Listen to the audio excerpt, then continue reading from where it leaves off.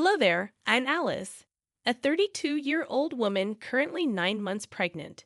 Today, my husband and I are driving to his family's home, a mere 30-minute drive from our apartment. It's a short trip, so we often visit 2 or 3 times a month. This time, we're especially excited because my mother-in-law is baking her famous apple pie. My mother-in-law is a sweet lady. After losing her husband last year, she was really down and didn't know what to do. But she's recovered now and is eagerly waiting for the birth of her grandchild. However, not everyone is thrilled about our baby.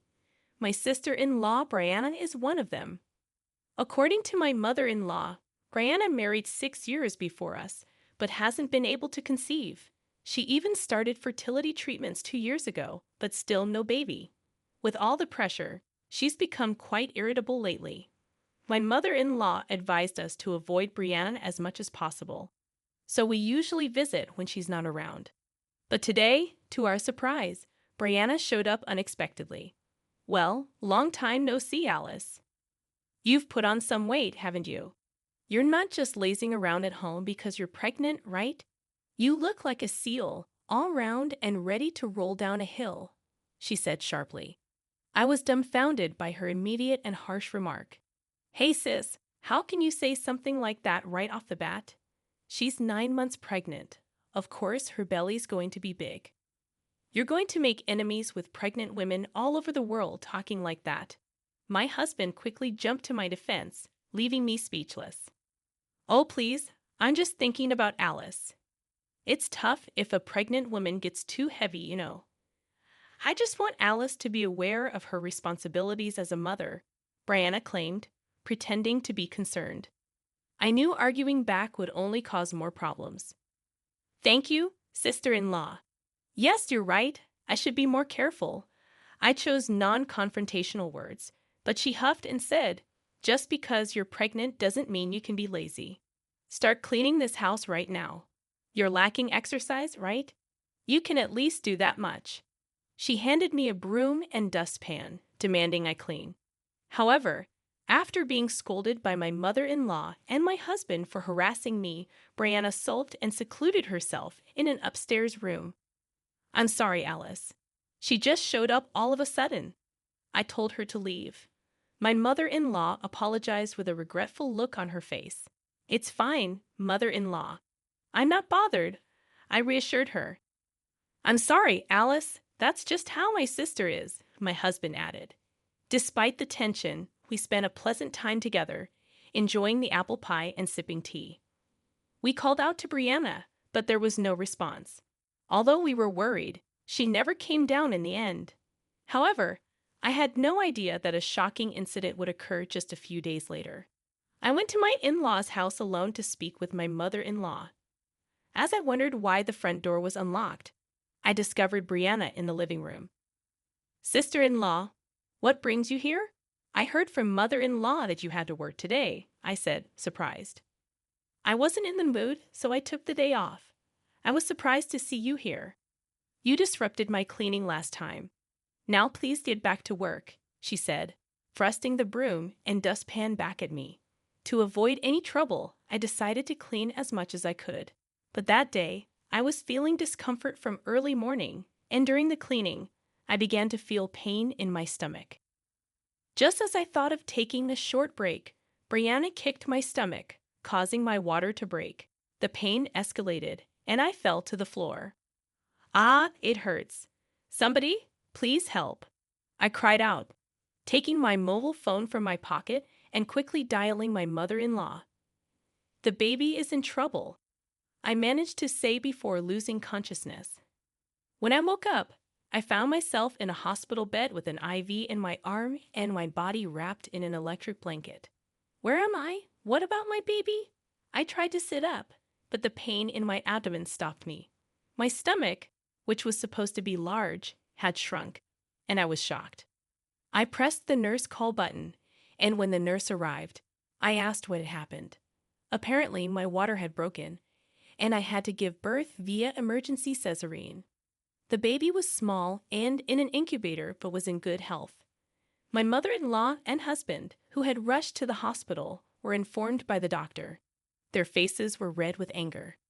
I decided to visit the baby once I felt better and tried to sleep as much as possible to recover quickly. However, the next day, an unbelievable pair showed up in my hospital room.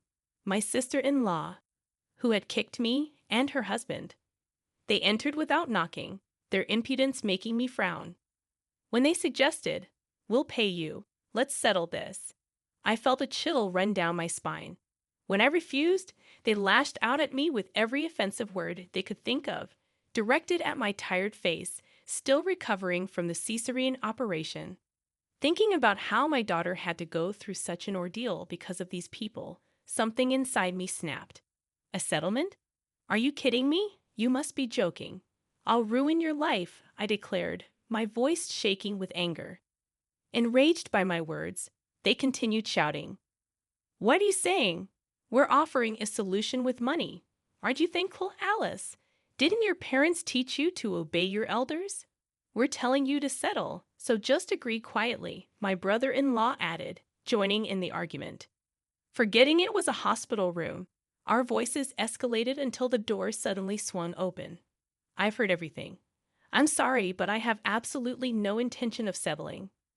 My husband, tall and imposing, stood at the door, his deep voice resonating through the room. The two who had been so confident moments before were now taken aback. "Ah, long time no see, Finn. It's a coincidence to meet you here," my brother-in-law stammered, his face tense. "It truly is a coincidence. I didn't expect to meet you here, nor did I expect to hear such words from you. I would appreciate an explanation. We were all in the room when you said it, so there's no room for any excuses," my husband responded, his fury barely contained. "Don't be so angry, Finn. It's not like we had ill intentions. We just feel bad for what we did to Alice. That's why we're offering money, hoping to settle this out of court," my sister-in-law explained, her voice trembling. But my husband's fury didn't subside. "The one who decides whether this will be a settlement or not is Alice, not you. Besides, do you think this is a situation that can be solved with money? Alice had an emergency C-section, and the baby is in an incubator. You endangered both their lives. Do you even understand that?" My husband exploded, his emotions getting the best of him.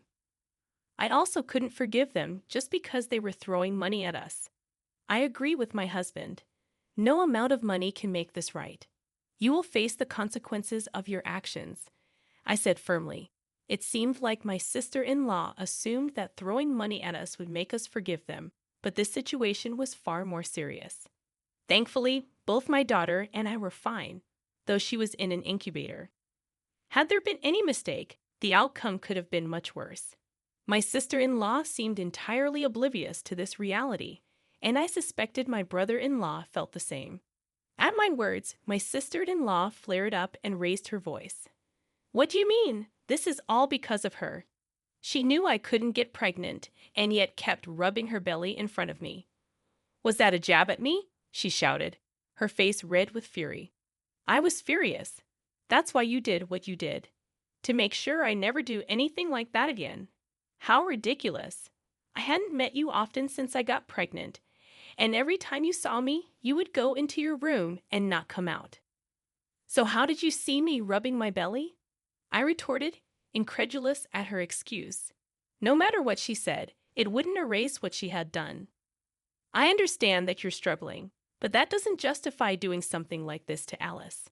No matter the reason, endangering a life is never acceptable," my husband explained, stating the obvious.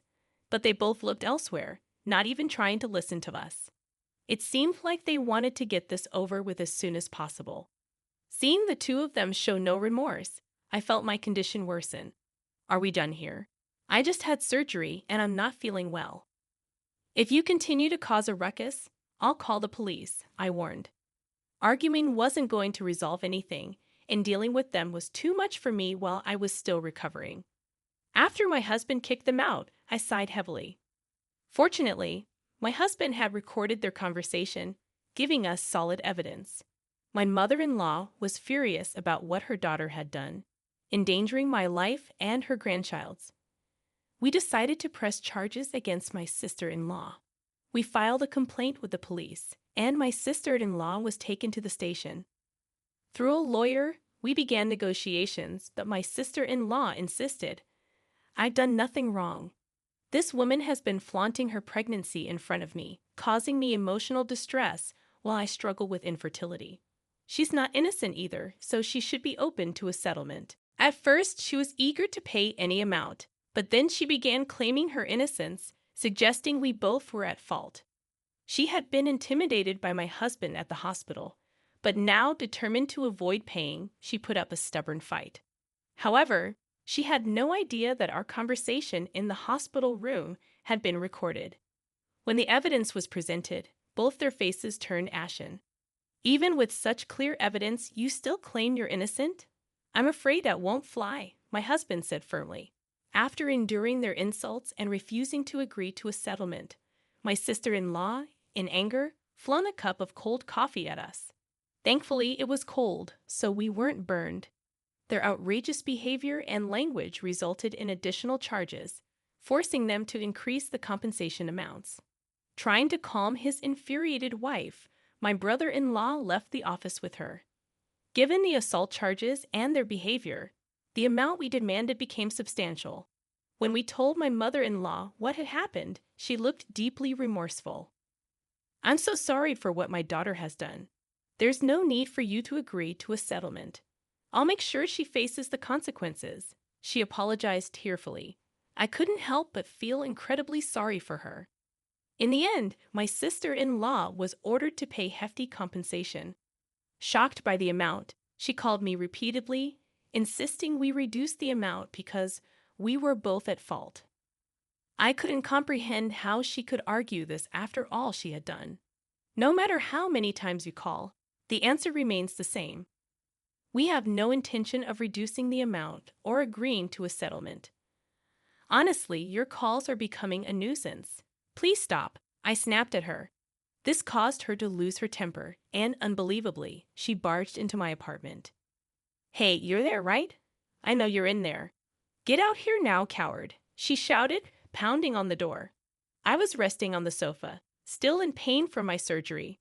What on earth are you doing? Is everything okay with you? Your shouting is disturbing everyone else. Please stop, I yelled back, but she continued to bang on the door. It was past 8 p.m., and there were elderly people and families with babies in the apartment. Of course, my husband was still at work and hadn't returned home. Since I got discharged from the hospital, I had been visiting my daughter every day, feeling unwell and now dealing with my sister-in-law's unannounced visit. I was at my wit's end. No matter how many times you come here, my mind won't change. Please don't come here anymore, I said, fighting back despite feeling unwell and pale. But my sister-in-law was desperate for a settlement, ignoring my concerns. I didn't do this because I wanted to, you know. It's because of your intrusions that things have come to this. It's presumptuous of you to get pregnant before me. Shouldn't you have been more considerate and waited to get pregnant after us? She ranted. It seemed she saw pregnancy as some sort of competition.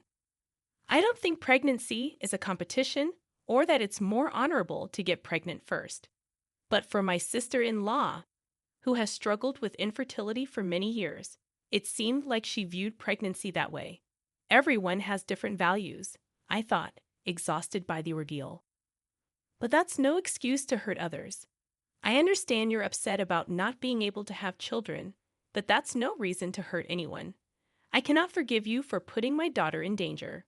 For that, you will be held responsible. Above everything else, the fact that she had endangered my daughter was unforgivable. Just then, the sound of sirens could be heard outside. It seemed someone in the apartment had reported the disturbance. Well, I suppose if you're banging on someone's door and yelling at this hour, it's inevitable that the police would be called. What do you mean the police are here? Open the door. You have to hide me, my sister-in-law pleaded. Despite her pleas, I had no intention of hiding her. The police arrived at the apartment and began questioning her. I explained the situation from my perspective. Just at that moment, my husband returned home, and I filled him in on what had happened. Considering everything that had transpired, my husband told the police everything, and they took my sister-in-law away.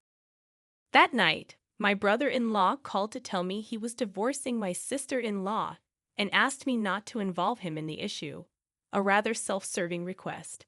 Apparently, one of my husband's colleagues had been at the hospital where I was admitted and overheard my brother-in-law's conversation. When he got to work, gossip spread among the female employees, and my brother-in-law was looked down upon. The situation worsened, and somehow the story reached the HR department. Realizing he couldn't talk his way out of it, he confessed everything. He was then told that someone like him couldn't stay at the company and was being transferred to a regional office. I can't deal with her issues anymore. If any more problems arise, I'll be fired. So please leave me out of it, he said before hanging up. I haven't heard from him since. Afterward, we received substantial compensation from my sister-in-law. To ensure she would never come near us again, we changed our phone numbers and moved away. Even if she ran out of money and needed help, she wouldn't know where to find us. A few months later, my daughter was discharged from the hospital. She didn't have any lingering effects and was growing up healthy. Rumor has it that my sister-in-law was in substantial debt. At first, she moved from friend to friend, but she never contributed to living expenses and stayed too long, so they kicked her out. Now, with no place to live and no money, she is working